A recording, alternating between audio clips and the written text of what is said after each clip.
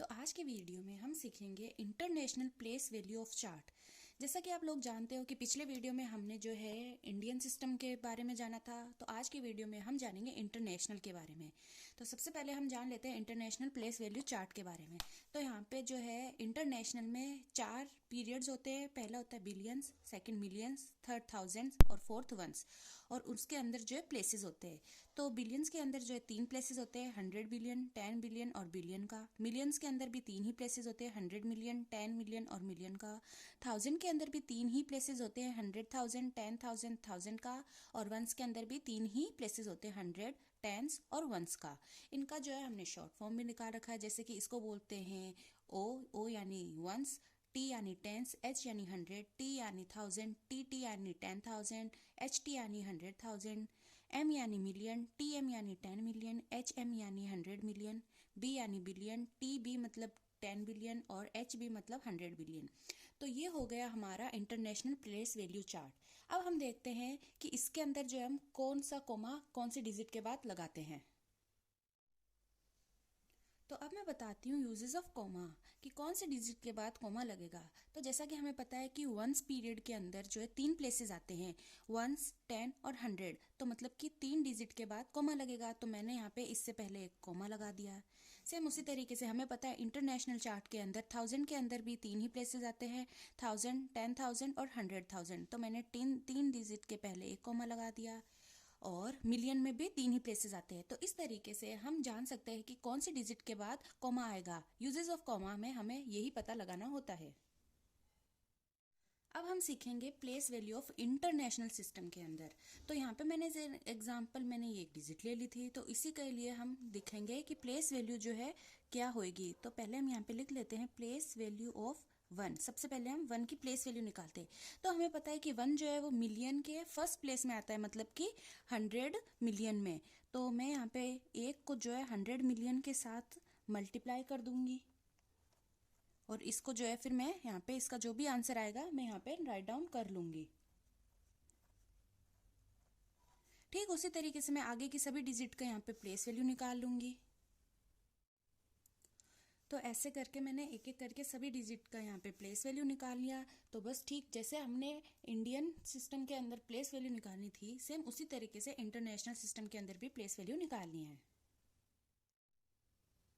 तो अब मैं आपको बताती हूँ कि सक्सेसर और प्रीडिसेसर क्या होता है। तो सक्सेसर की यहाँ पे मैंने डेफिनेशन लिख रखी है, add 1 from a number to get its successor.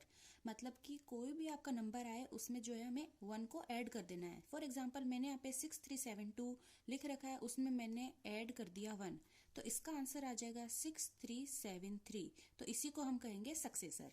तो प्रीडिसेसर की डेफिनेशन क्या है, subtract 1 from a number to get its predecessor. मतलब कि कोई भी नंबर में अगर हम एक को है माइनस कर देंगे तो वो आंसर आ जाएगा प्रीडिसेसर। जैसे एग्जांपल 3436 मैंने ले रखा था, उसमें सिर्फ जो है मैंने 1 माइनस कर दिया, तो इसका आंसर आ जाएगा 3435। तो बस इतना आसान है सक्सेसर और प्रीडिसेसर की definition.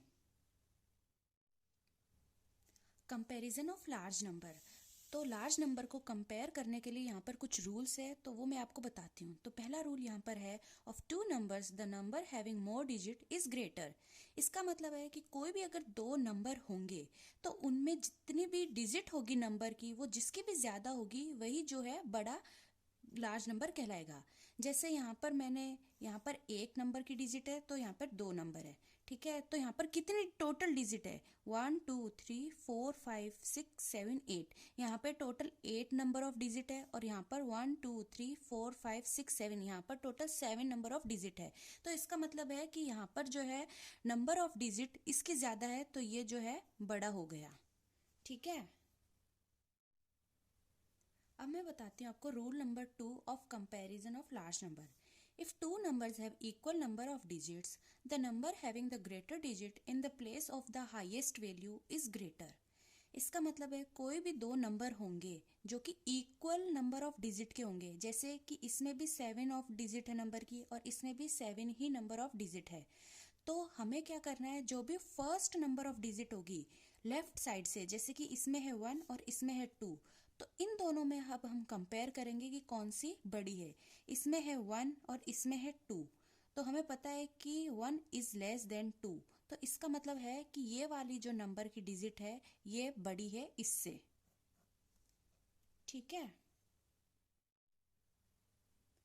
Rule number 3, if two numbers have equal number of digits in the place of the highest value, the number having the greater digit in the place of the next highest value is greater. Rule number 3 हमें ये बता रहा है कि अगर कोई भी दो नंबर हो और उसमें सेम नंबर ऑफ डिजिट हो और उसकी जो आगे वाला नंबर भी सेम हो, तो उसमें हम कैसे पहचानेंगे कि कौन सा बड़ा है। जैसे कि इसमें कितने नंबर ऑफ डिजिट है, 1 2 3 4 5 6 7 8, इसमें 8 नंबर ऑफ डिजिट है और इसमें भी 8 नंबर ऑफ डिजिट है, 1 2 3 4 5 6 7 8। ठीक है, तो हमें जो है रूल नंबर 1 फॉलो नहीं हो रहा है हमसे।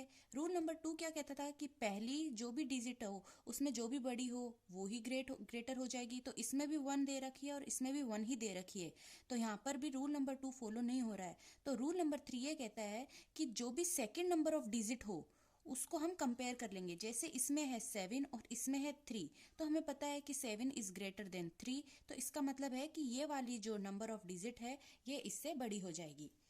तो आज के वीडियो में बस इतना ही। आगे के और वीडियोस के लिए फॉलो करें आप हमारे चैनल को।